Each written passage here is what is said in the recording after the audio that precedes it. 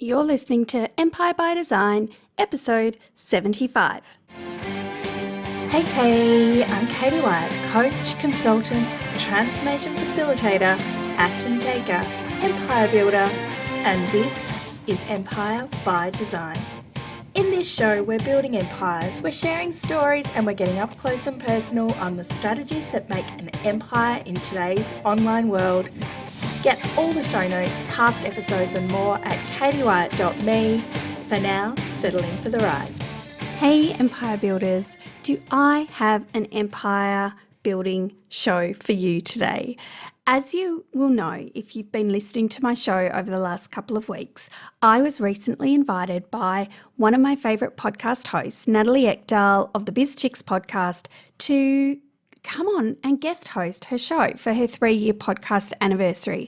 It was so much fun, and Natalie shared with me so much insight into how she has built a 6-figure business and an epic podcast reaching, 10,000 downloads an episode, and she's done it all in 3 years. And she's sharing the real story, guys, not the kind of 6-figure, shiny, promisey, icky story, but the actual reality of what it's been like, the advice she's got along the way that's helped her transform so many aspects of her business, and where she is now and where she's planning to go.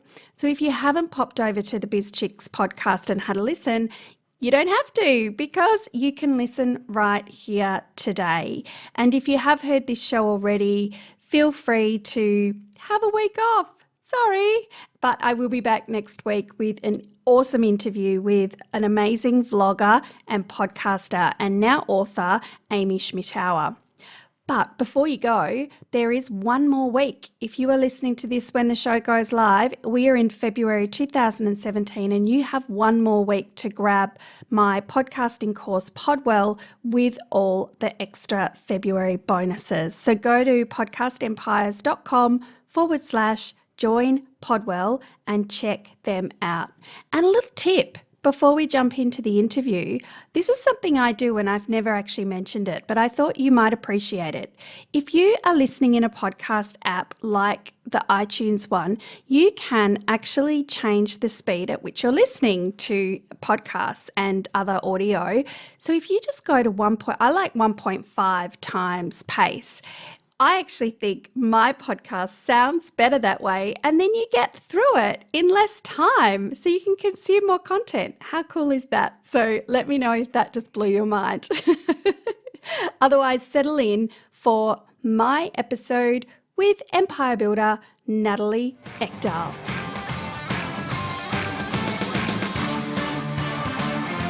Hi, Natalie. Welcome to the Biz Chix podcast. Hi, Katie. Thank you for having me. Oh, this is strange, isn't it?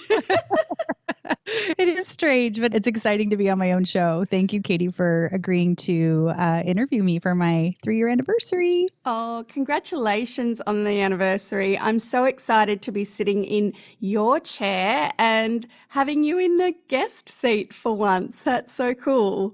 I know, it's very fun, so I'm super excited to hand over the show to you.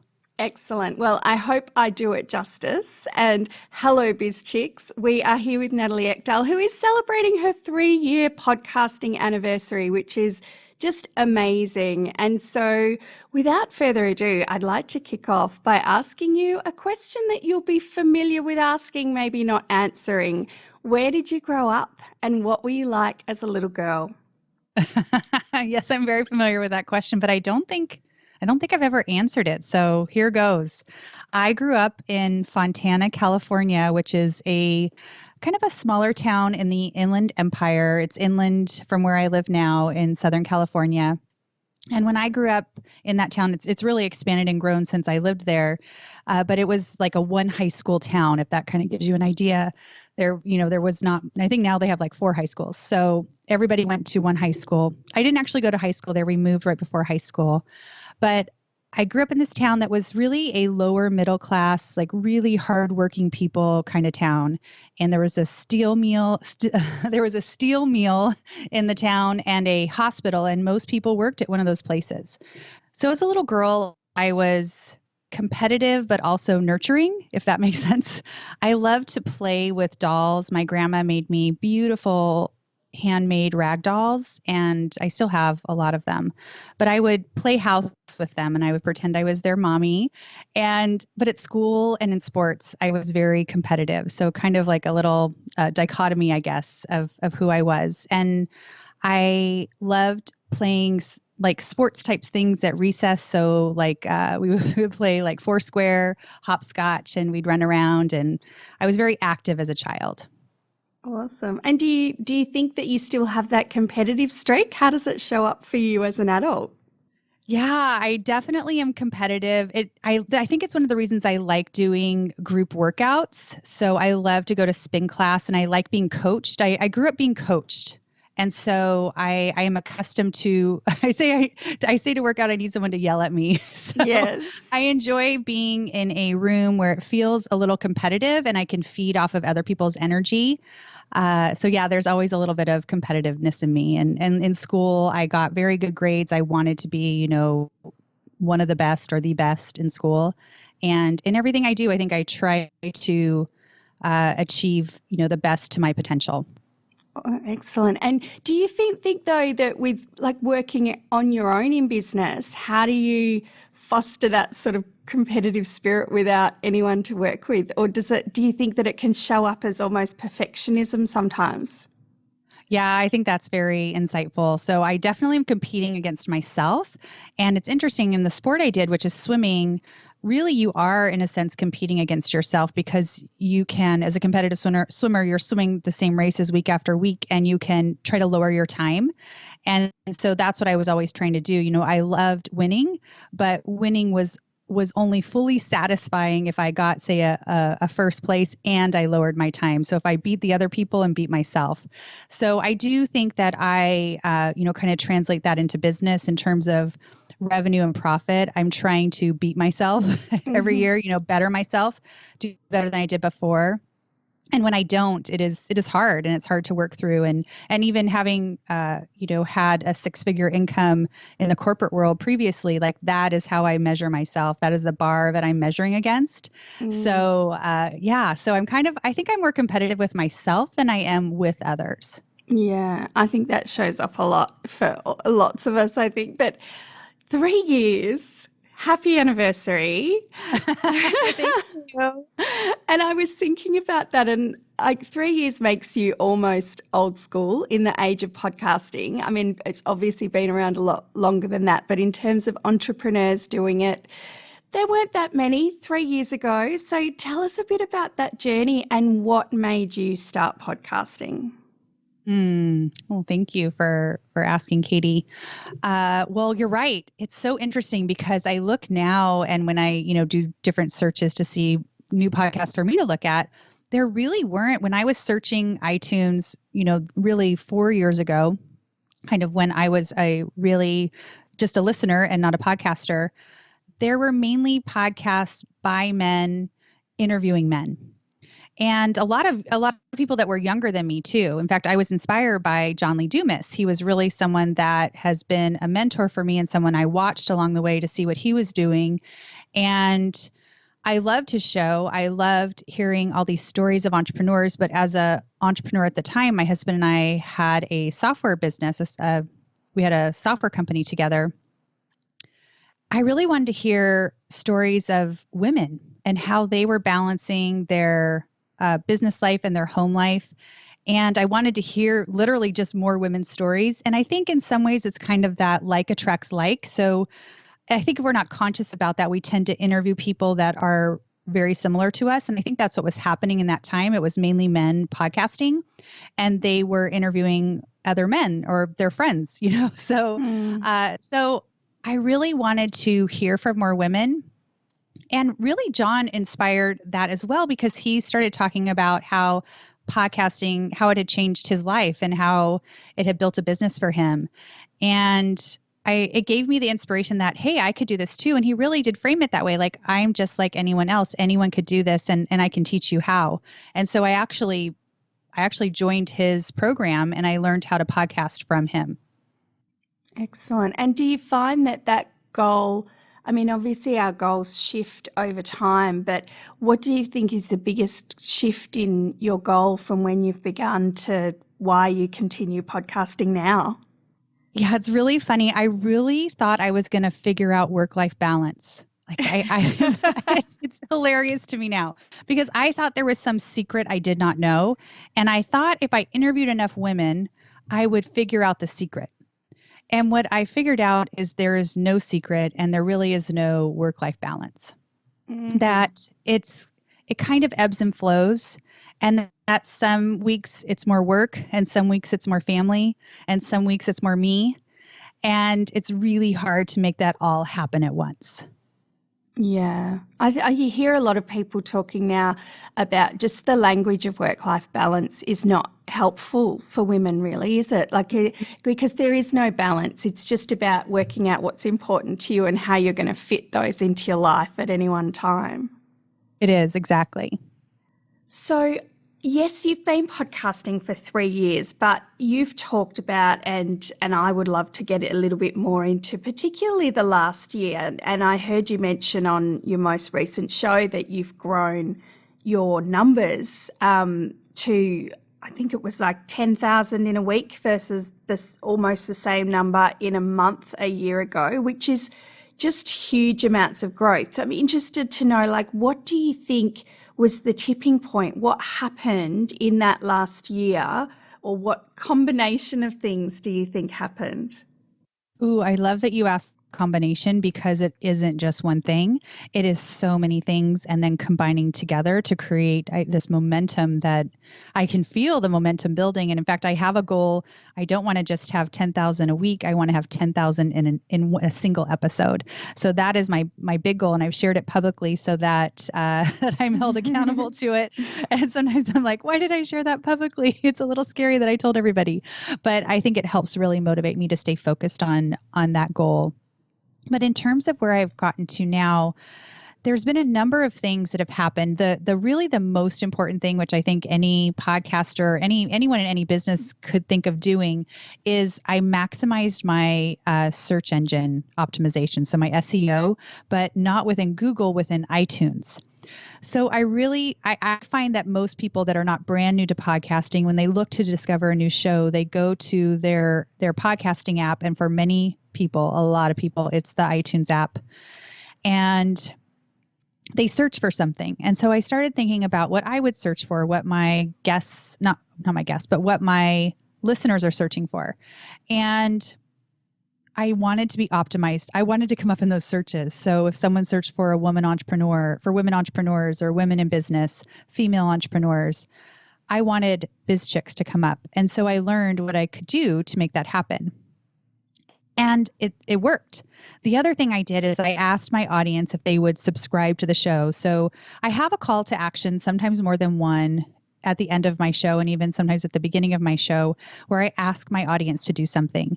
And earlier in 2016, especially in the spring, I was asking my audience to subscribe to the show. And all-time subscribers in iTunes is one of, it seems to be, we don't know exactly their algorithm, but it seems to be a very important number for iTunes. So increasing the number of subscribers, even if they unsubscribe, it's more of a cumulative over time number that can really help your show. So I think first I was able to be found more. I also got recognized in a few different lists of top shows for women entrepreneurs or women in business to listen to. And some of that was by luck. And some of that were listeners who wrote their own blog posts or have access to write for magazines, and they included me organically. You know, I wasn't pitching to them. I didn't go out and pitch people to write about me. I did ask my audience to write about me, and they listened and they did. And they also posted on social media. So there's been this combination of things. And then another thing that really helped, which really surprised me, was speaking at live events and being part of a conference. I think that when we look at conferences, sometimes we just think that you're only reaching the people that are attending there. But a lot of people follow who's speaking at a conference. They're watching the conference. They wish they could attend. And so maybe if only, say, a few hundred people are at the conference or a few thousand people are at the conference, I really think like 100 times that are following what's happening there. And so being part of a conference can really make a difference. So I attended 3 conferences last year and I spoke at 2 of them. And at one of them, I didn't speak, but I did a live podcast from the floor at Podcast Movement. And I also included several other podcasters in that show. And at FinCon, which was the last conference I attended, I also did a podcast there. Both of those I published almost immediately after the conference. And so people that were following the hashtag for that conference, I think, found that show. Kind of after a conference, you want more. Like, that was so exciting. How can I get more? And you're still following that hashtag and following the people who's writing about it, and then now who's podcasting about it. So I think it helped me to be featured as a speaker at 2 of those conferences, and then twice to do a podcast while at the event, which is not easy to pull off. So both of those conferences had a sponsor who had a booth where you could podcast from, which was so awesome. Highly recommend that more sponsors do that at events. And I mean, I thanked those people. They didn't pay me, but I thanked them on, my show, because I was so grateful for that opportunity. And I also brought in fellow podcasters that were at that event to be on each of those shows. And then I also got access to their audience as they publicized the show. So I think it had this like overall building effect. And then I started to hit the tipping point of reaching and getting close to 3,000 listeners an episode. And this has become a really important number that I've been striving for, actually, kind of secretly. I spoke to Norm Patisse, who runs Podcast One, or created Podcast One, which is a huge podcasting network. And he was at Social Media Marketing World in 2015 and was one of the keynote speakers at New Media Expo in, I think, 2014. And I was surprised that he was at Social Media Marketing World, which is not a podcasting conference necessarily, but they talk about podcasting there. And he was in a room with not very many people that conference knew who he was. And I had been at a conference previously where thousands of people were listening to him. And then I was in a room where only like 100 people were listening to him. And I was like, wow, these people don't know who this guy is. So I had the opportunity to go ask him a question afterwards because there weren't that many people in the room. And I asked him what he thought, what was like his biggest advice for growing your numbers. And his first advice, he asked me like at the time, what was my what was like my average downloads and what was my highest. And I think at the time I was averaging about 300 downloads an episode. And my highest was 3,000. Sorry, 1 second. An alarm is going off. I do not know why. Okay. At the time my downloads were about 300 to 400 an episode. And he asked what those numbers were, and he asked what my highest episode, like which episode has had the most downloads. And I had one that had reached 3,000 cumulatively. And he said, do more of whatever you did in that 3,000.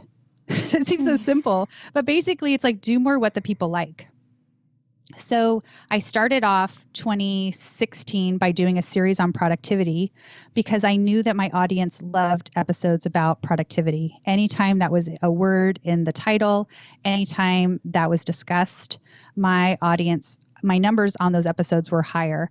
My audience also loves to hear about tools for their business. And so I've done a number of episodes that are about tools for your business. I think last year I did 2 or 3.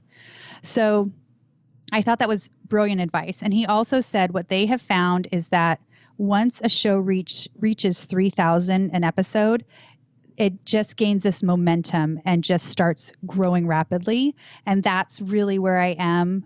That's really where I ended 2016.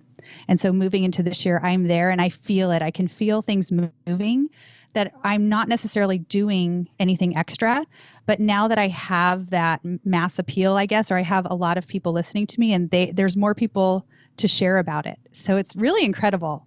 I don't know if you have any questions to dig into there, if there's anything you think I may have missed. Oh, I do have a couple. And one of those is, you haven't mentioned it, but I feel like it's possibly one of those subconscious things, is how important do you think that just consistently showing up every week and publishing every week has been for that growth? Yeah, I appreciate you asking that. So my friend Liz Covart, who has Ben Franklin's World podcast, it's a history podcast, she has never missed a week. and she has over 1 million downloads. Wow. Now, you can never miss a week and not hit 1 million downloads. I'm not saying that's what happens, but I really learned from her and some other podcasters this year how important it is to show up every week, because I would give myself a lot of freedom to take weeks off and to take time off. And I decided I decided last year to really be as consistent as I could. And part of that for me was to vary things to not create burnout for myself. So at times where I have in the past, taken a few weeks off here and there, it's usually because I am burnt out and I am needing a break. So varying my show format, varying my subject matter this year really kept it fresh for me and exciting for me.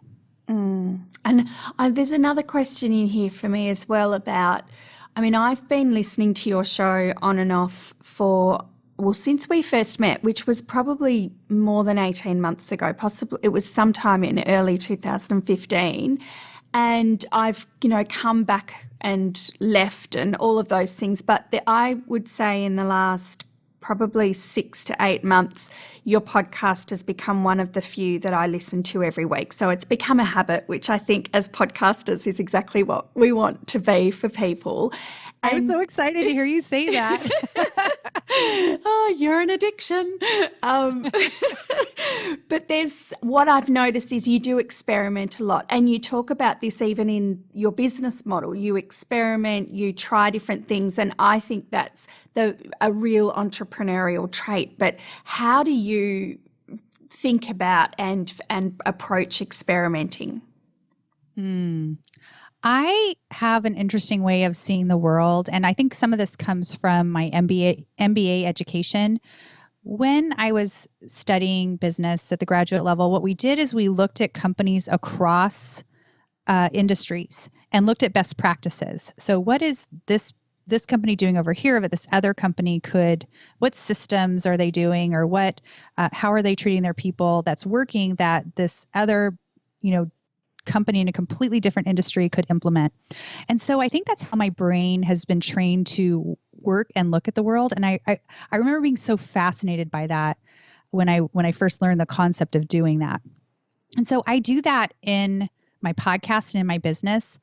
I look at things and trends happening in other industries, and I listen to podcasts that are under different subjects. I don't just listen to business podcasts. I listen to what other people are doing, and I learn from them, and I iterate their ideas into what I'm doing. I also look at other media, what's working in on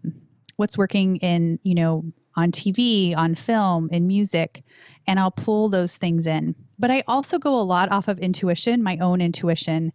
And another teaching I had, and I don't exactly remember who shared this with me, was that if I'm getting bored with what I'm doing, then my audience probably is too. So if I could go back in time, I would have shifted my format of interviewing sooner, because I started off only interviewing, and I started after, 100, 150 interviews, I started to get a little bored, and I started getting pitched by a lot of the same types of people. And I needed to do something different to stay interested in the podcast and in doing this work. And so I changed it for myself, but I also tried to do what I think pleases the audience. So it's a combination of keeping Natalie interested and keeping the audience engaged and doing what we all need. And then having the Facebook group really has been a game changer for me. I am able to hear what's happening in our Facebook group, and I love taking conversation from there and pulling it into the podcast. And I feel like it's become this organic communication cycle, I guess. I don't know how else to explain it, but I feel it's attached and linked somehow. And I just love it, because when I podcast for the women in that group. That is who I am talking to. And I think they feel it, and they feel very connected to me. And again, I feel very connected to them. That's beautiful. And have you ever done a listener survey or anything, or is your Facebook group really the source of all the information you would ever need? I did do a survey in fall of 2015, and I'm due to do another one as well, because my audience has grown and changed and shifted a bit. But what I did learn was that I am reaching a wider range of audience than I thought. I kind of thought women listening to me would be more like plus or minus 5 years of my age. I'm 44. But what I find is that a lot of women that are in their early 30s, like 30-ish, all the way up to, I would say 60, is my core audience. If I had to pick a 10-year range, it probably would be that plus or minus. Probably I would pick like 33, 32, 33, all the way up to like 45 is kind of my core. But a lot of women, it surprised me that women that are older than me would be interested in listening, because I just didn't expect it. But they enjoy hearing my business journey, and they also enjoy hearing the journey of my family. So I have children ages 2, 4, and 14. And the women that already have children that have gone through high school and college that, that I'm headed towards, they enjoy hearing my experience. And they tell me that when I work with them or when I speak to them, they say, I love hearing you talk about your daughter and her being in high school, because you have no idea what's coming for you. And they're like, I know what's coming for you. And so I think it's fun that they enjoy that. And then women that don't have children and tell me they enjoy the show too, that I don't talk about my family and my children and motherhood in every episode. I bring it in here and there. So, but they say they enjoy. I literally have had women say, thank you for not talking about your kids all the time. Yeah. So I think it's been a balance, and some of it was intentional and some of it wasn't intentional. And it's worked for a lot of people, which has been great. Yeah. And one of the formats you've experimented with and you've talked about it's been successful is the live on-air coaching calls. And I've told you they're my favorite episodes of everything that you do often. But you've also allowed yourself to be coached on air. And I'm wondering, does that bring stuff up for you? I mean, so many of us suffer from imposter syndrome online and, anytime we put ourselves out there. How does that show up for you? Yes. Imposter syndrome has been something, I think it's something we all deal with and people don't really talk about. And so when we hear someone else talk about it, we're surprised, because we're the only ones in our own head, right? So, but I will say that every step of my journey, I have had imposter syndrome. I remember sitting down to record the very first episode. I was in our master bedroom closet because that was like the quietest place in the house and seemed to have the best acoustics. And I didn't have a very good microphone at the time. By the way, a lot of podcasters record in closets, if you don't know that, because they are a great place to get good sound.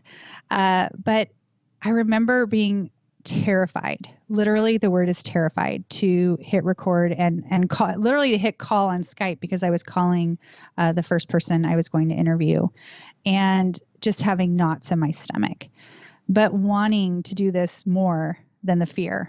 And so I did it. And I think that is kind of what happens every time, is I'm really scared to do something, but I want the outcome, and that becomes a bigger driver than the fear. And so I love the saying, feel the fear and do it anyway, or do it scared, act as if, whatever works for you. And those phrases work differently for me at different times.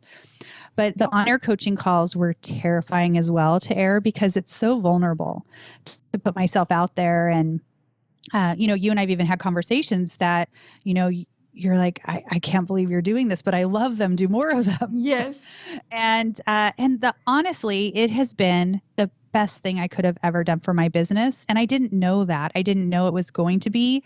I had an intuition that it would be, and I had encouragement from the women in my mastermind and from my husband to do it. But it felt scary. I was really concerned about being judged. I don't have a certification as a coach from anyone. I have a lot of experience. I have a very deep business background and business education, but no one has said, Natalie, you are now allowed to coach people. So, and there isn't any law that says you need that. So I am free to be a coach. But there's part of me that was wondering if I would hear from people that do have a certification, that they might say, well, these guidelines say you should have said X, Y, and Z, but no one has contacted me and complained. And I hear from other coaches like you that say, it's so cool to hear someone else coach and to think about how I might say something and you might say it differently, or sometimes we're totally on the same page. I think there's just a lot of respect among coaches that our process is different. And I've really appreciated that. I've appreciated that I haven't received any hate mail about my coaching style. And what's happened is that it's been able to demonstrate to potential clients what working with a coach would be like, and especially for people that have either A, not worked with a coach, or B, had a negative experience where they've spent a lot of money and gotten zero results. So I do get a lot of clients that say, I spent thousands of dollars working with someone and we didn't get anywhere.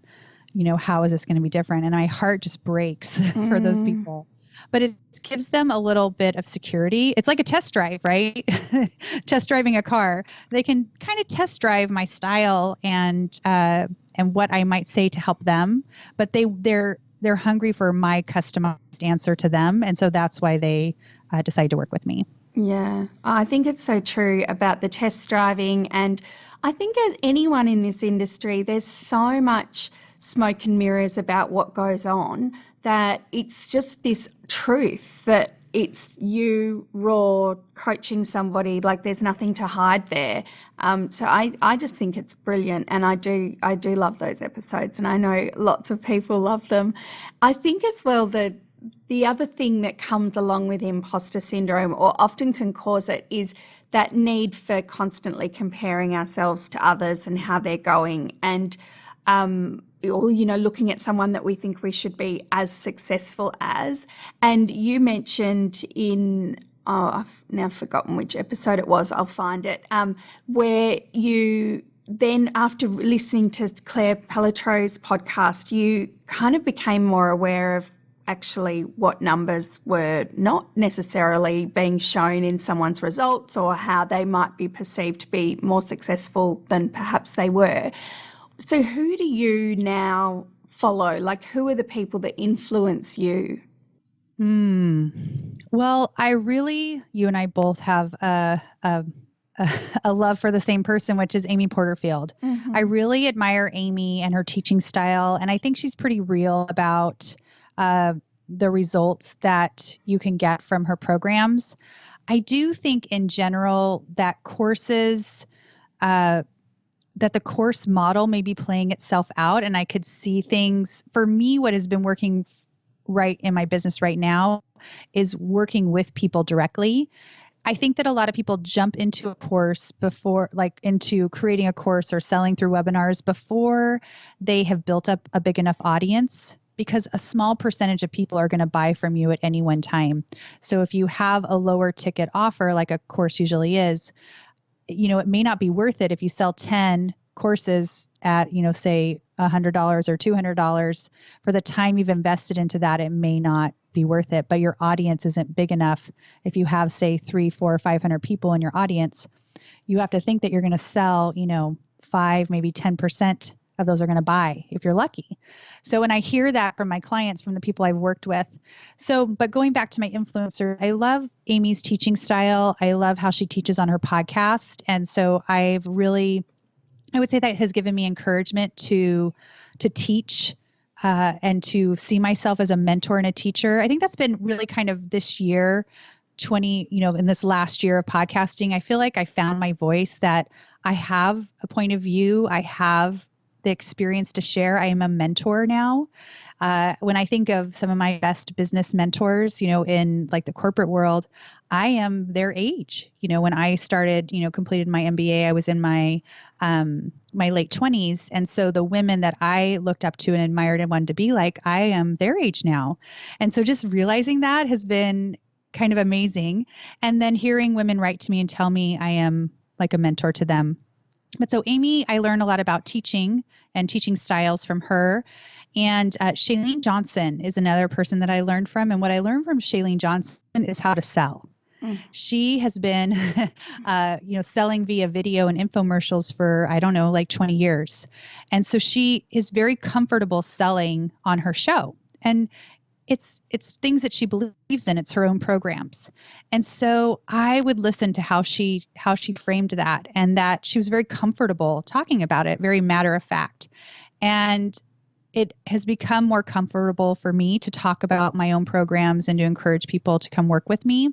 That didn't feel comfortable initially. I had to do it scared. I would sometimes have to re-record those intros like 3 or 4 times because I would say blah blah blah, come work with me, strategy session, it would come out like that, and I was like, why is this so hard? But I feel like I really believe in what I'm doing and that I'm helping people, and I've seen results from it now, and so I feel so much more comfortable.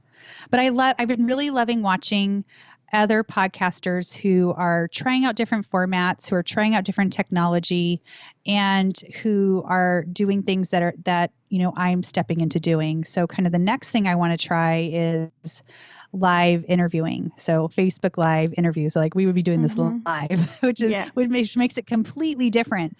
But I'm really excited about trying that because I love trying new formats. So Vicky Lashenko, who was on a few episodes back, she actually interviewed me on her show and I replayed it on my podcast. But that experience of how she put together a live show, I like that it's a new challenge. So I watch people that are doing things slightly ahead of me and learn from them.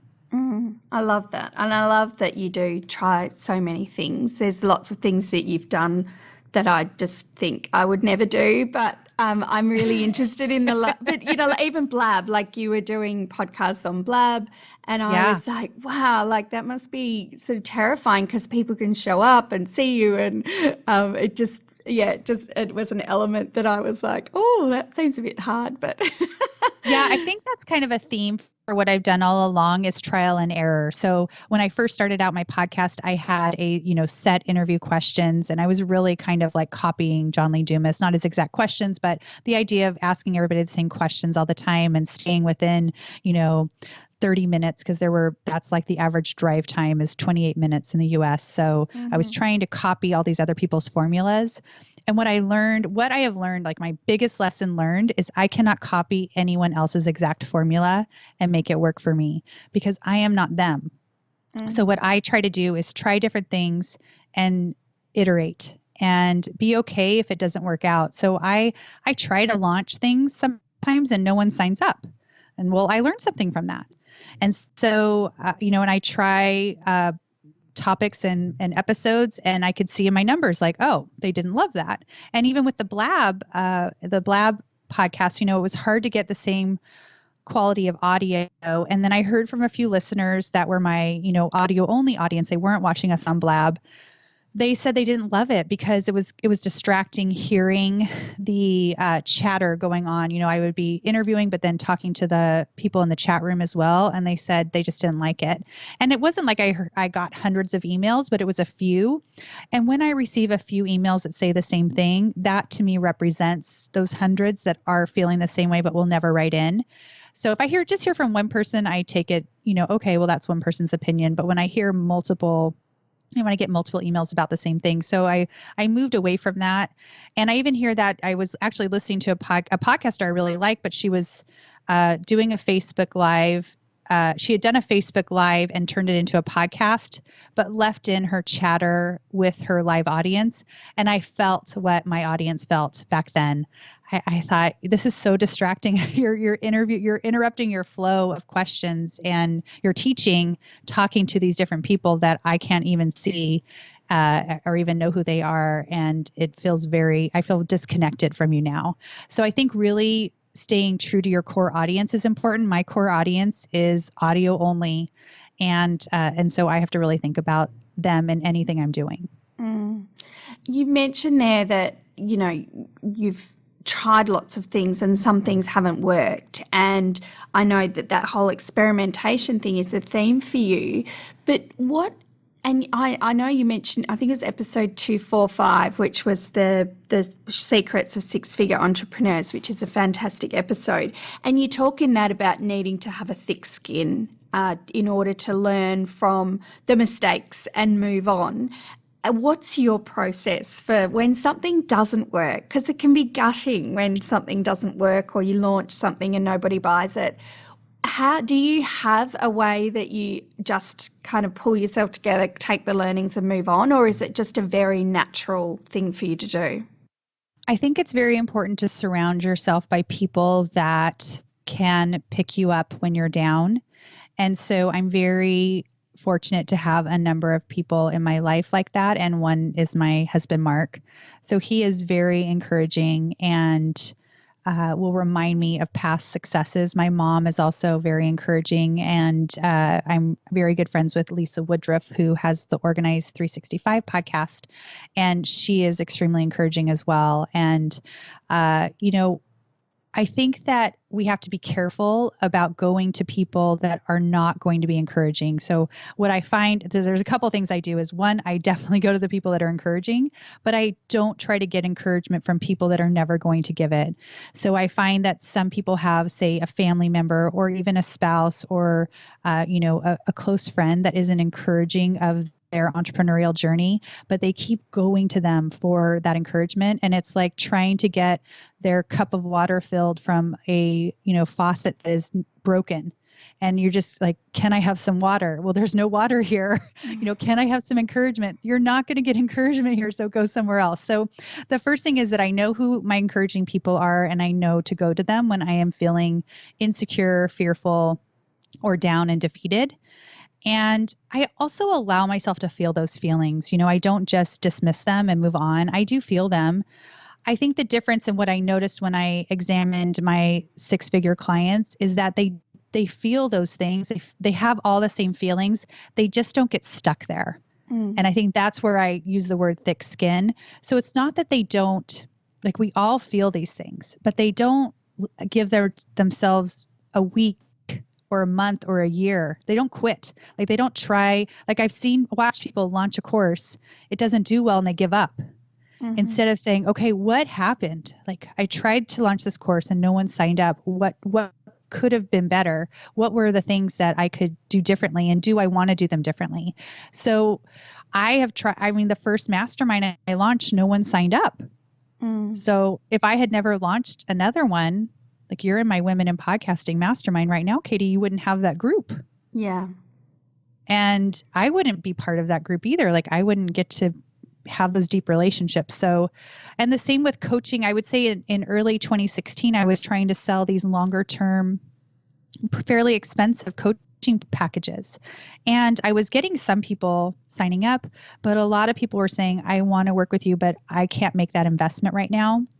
And so I realized that what else, so that's when I iterated and started offering my strategy sessions, which was giving people a one-time experience of working with me.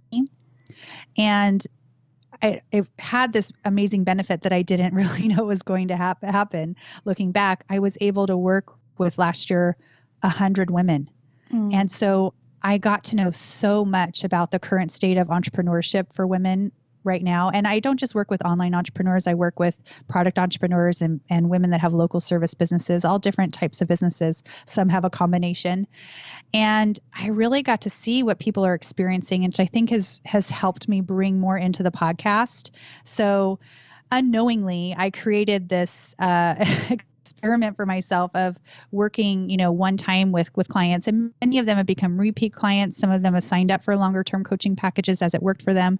Others of them have joined a mastermind or become part of the Nest, which is my membership site. So it had this huge benefit, but it's not like I set out in 2016 at the beginning and thought, I am going to do 75 to 100 strategy sessions. I did not plan that. It evolved based on trial and error. And it turned out to be an amazing thing. But not everything I do is planned. I am a planner. I love planning, but I've learned that I also can't plan out my life, and I have to allow for things to not go according to plan. And I think that's part of that thick skin as well, is that being willing to change your plan and adjust and adapt. So I think that some of my skills is that I'm very strategic in what I do and I think things through, but I also adapt fairly quickly. And I love, my teachers are trial and error. I say mistrial and miserror. They teach me all the time and I learn from them and I listen to them and I do the next thing. Yeah. I love that. I love that you talk about the things that don't work for you, and you've talked a lot about, your business model and the different things you've tried and what has worked and what hasn't worked. And I think, I mean, do you feel like at the moment you've sort of got a business model that you will take through an entire year, or do you still feel like you've got more things to try? Well, I do want to try a course at some point because I haven't done that. And so I would love to have a informational product, but I'm not married to that. And I have to look at what is really working for me right now. And what's working for me is that one-on-one work and my masterminds and the nest. And so I really want to build those out. And I have a lot of momentum with that. I've started offering VIP days, and I'm planning to offer a few retreats this year, mastermind retreats where a small group can come together. So I'm adding a few things, but this year for me, 2017 is about, and this year of podcasting as well, is about continuing to do what is working and doing it better. So I'm building an infrastructure now so that I can focus on the things that I am best at. So I do have I have outsourced a few things. I've outsourced a lot in my home so that I am not spending a lot of time on housework and errands and things that I don't get a lot of joy from. And I'm now working on outsourcing more in my business so that all the time I'm spending are the things that I shine at. So podcasting, like no one else can do the podcast, right? Working Except one-on-one me. with clients. Oh, you're right. See, I proved myself wrong. No one else can do the podcast except for Katie, except for I'm still here right now. So it will be, maybe I can someday have you just do the show without me. And that will be how I outsource the podcast, which is actually a possibility. Like we think in our minds. I think that's the other thing is I love to think out of the box. And that's one of the values I bring to my clients is I really am creative in how I see things and I see things differently. And so you would think, well, I could never outsource the podcast, but I actually could, because I could have a guest come on. I could have guests take over the show. And there are people that have done that. So, but in terms of where I am right now, I don't want to outsource the podcast. I love doing it. And I love all the impact I have through it with people. There's people I will never worked with ever. And they email me and tell me how the podcast has impacted them and created change for them or helped them build their business or help them solve a problem in their relationship. So I love the impact is really addicting, I would say, is hearing that you're impacting people in this broad way, like, across the world. It's so crazy that I can do that. But this year, I'm focusing on hiring more of a team, building more of a team so that I can, do the podcast, spend more time with my clients and do some of these other things like VIP days and retreats. Yeah. And a lot of what you say, I think it's really just about the perspective that you view everything that happens to you through. So it's, you'll see a failure or a mistake as a learning opportunity or an opportunity to question things or iterate. And I know I hear you talk about mindset on the podcast. I know it's not an overt thing that you talk about, but it comes up in every conversation that you have as a coach with your clients. I guess I'm wondering, do you have, apart from the support you have around you, which you mentioned, do you have any personal rituals or practices that you use to foster that positive mindset? I really try to be careful about what is going on in my head because that's where we're spending the most time, right?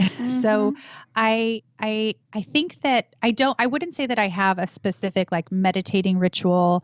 I do things that make me feel good. So I know that working out helps me, throughout my day. So planning out my week so that I can get a workout in. I've incorporated yoga into my life because I like the chance to kind of be quiet and not be around devices and to kind of turn inward. But when I look back, how did I learn to understand the impact of a positive mindset with my performance? Because I believe there is a huge impact between what is happening in our head and what is happening in our life and in our business. And I was very fortunate as a young swimmer. I went to a swim camp when I think I was in middle school. So I was probably around 12 or 13. And they taught us about mindset actually, and how, your positive thoughts can impact your performance. And they taught us about visualization and visualizing your race. And they literally trained us to almost meditate through that, which is amazing to be taught that at such a young age. And it really impacted me at the time. And I took what I learned at that camp and I used it in my races. Like I can remember, as a young girl, visualizing myself winning a race. And so I think that one of the things I do is I can visualize my success and I see the future of where I'm going and I keep focused on the future. So I do, and I want to be honest here. I do have days where I have a really hard day and I cry. And I'm not saying that I don't have days where I feel depressed and I cry and this is really hard and I want to maybe do something different. I have that happen to me and it happens to all of us. But so what I do to get out of that is, again, I go back to my encouraging people, but I also sometimes I'll write things out. If I have a lot of jumbled stuff in my head, just getting it out onto paper is so helpful. If I have a difficult relationship going on and, I have online relationships that don't all go perfectly. I have friendships that don't all go perfectly. And sometimes they end, which is really hard. And sometimes just writing it all out, sometimes writing a letter to someone that you'll never send is so powerful.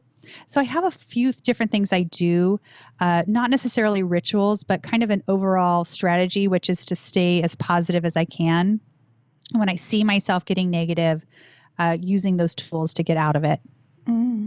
Gorgeous.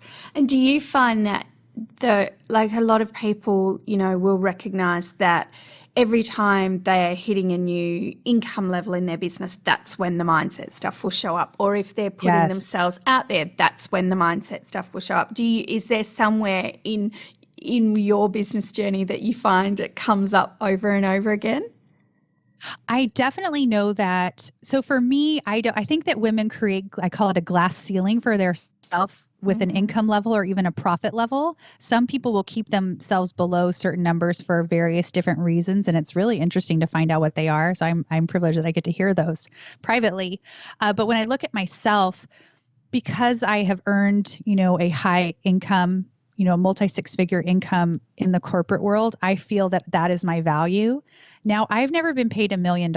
So I know that I'm going to have to do some significant mindset work to get beyond that. And I don't know what that will be yet, but I recognize that it's coming and I can see it. So I think I'm also very self-aware. I've done a lot of personal growth work on myself. I've been in therapy in the past. And so I think that I'm very in tune with myself and I can see it, but I know that I'm going to need some help, working with coaches as well to move on beyond some of the income goals that I have coming up. Brilliant. And so what would you, just to kind of finish off this interview, I'd love to know if you could say anything to Natalie 3 years ago when she was just starting out on her podcasting and not entrepreneurial journey, but I guess the journey of you in your own business, what would you say to her? That is such a good question, Katie. Gosh, I think that I would say, I wish that I had known that I could do it my own way, that I didn't need to follow anyone else's formula, that I could from the get-go be free to do things however I wanted to do them and to change things up. I don't need people's permission to change my show. It's my show. And it took me some time to know that that was okay. And also, the biggest thing I would have told myself is it's impossible to do 5 episodes a week. That's how I started. I was releasing 5 episodes a week. I was running another business. I was pregnant with my 3rd child and launching a podcast, releasing 5 episodes a week. And it became just like a grind, like we were factory workers here. Like get the podcast recorded, do all the things you need, record your intro and outro. And my husband was editing all of them at the time. And it was like, I remember looking at him when we were like 75 episodes in, and I was like, we cannot keep this up. This is crazy. And so I think I would go back and tell myself to be more realistic about really how long podcasting takes to create a wonderful episode and to publicize it correctly. It takes a lot of time. And I don't think that we were aware of that.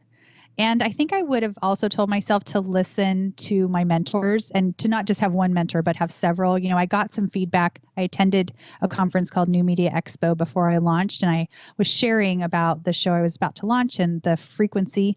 And a number of seasoned podcasters said, wow, that is going to be really difficult for you to keep up. And I should have listened more at that time. Now, I appreciated the learning I got because I became a better interviewer quickly by interviewing so much at once. So there was a benefit to me, but in terms of like burnout, I could have easily burnt myself and pod faded at that time.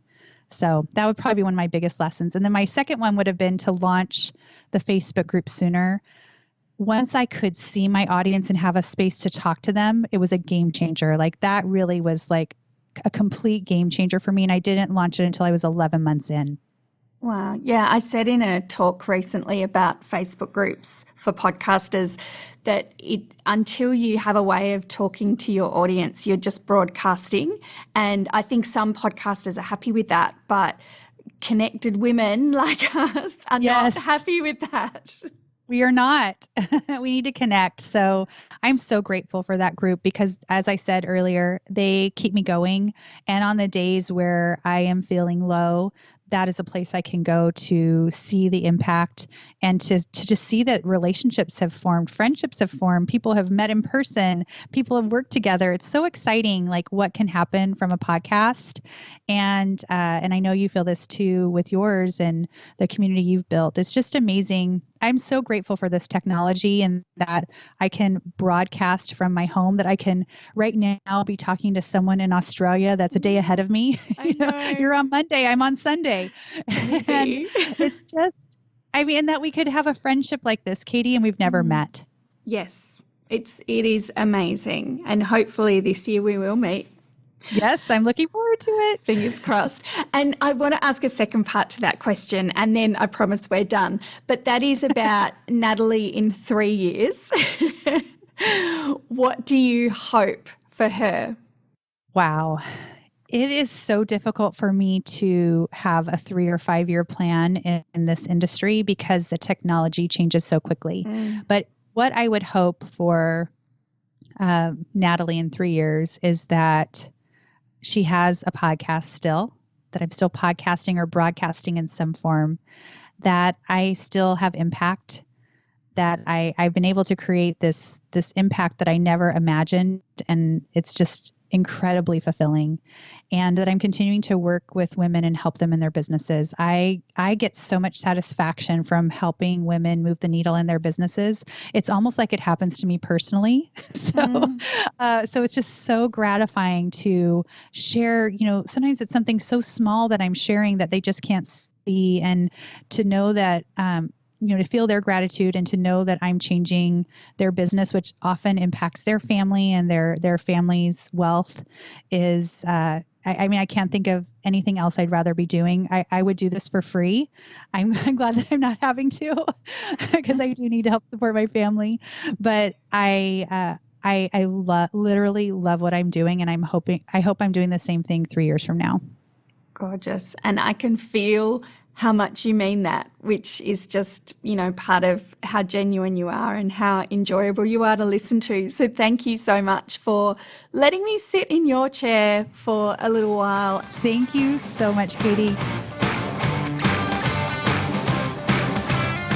How amazing is Natalie? I really hope that you enjoyed hearing about her empire building journey and hearing what I'm like when I'm sitting in somebody else's hosting chair. I hope I did all right. I adore Natalie, and I definitely suggest checking out her podcast if you haven't already, particularly the on-air coaching calls. I'm just addicted to them. And Empire Builders, before we go, could I ask you to help me with my 100,000 download goal in 2017? Here's some ways that you can help. One is to subscribe to the show. If you are not a subscriber, please stop and subscribe to the show right now in iTunes. And while you're there, leave an iTunes review and rate the show, because this is what helps me find other empire builders like you. Also, you could pick your favorite episode and share it with a friend. hint, my most popular episode is my interview with Erin Kiner. And I am going to, while we're talking, try and find that number for you. Another thing that you can do is, if you are a podcaster or you're a blogger, have me on your show. I would love to be a guest. I would love to be interviewed on your show or for your blog. Or if you run live events here in Australia, I would love to speak at your event and be of service to your audience. Or if you are in the mood to create a list post on your blog or do a list post episode about your favorite business podcasts, I would love to be listed in that list. And make sure, if you do any of these, share them with me so that I can put them in my Edgar queue and share them forever and ever to my audience. Now, that very most popular episode of mine, that's been the most downloaded episode, is my show, episode 51 with Erin Kiner. You can go to www.katiewyatt.me/51, the numbers 5 and 1, to find that show, listen to it, and perhaps share it with your empire building buddy. Thanks so much. I will see you next week with an interview with vlogger and podcaster and author Amy Schmittauer. Have a good one. We've loved contributing to your empire building today. Please share us with a fellow empire builder so that we can help them too. Remember, #100K Empire Army. Thank you to Luke at The Wellness Pro for production and editing, to all of our guests, and to you, our most important empire building listeners. You should also check out my other podcast, #LadyBossChats, where Elle Roberts and I chat all things Lady Boss life. You feel like you've just pulled up a cozy armchair with your biz bestie. Find us in your favourite podcast app or at theladybossproject.com.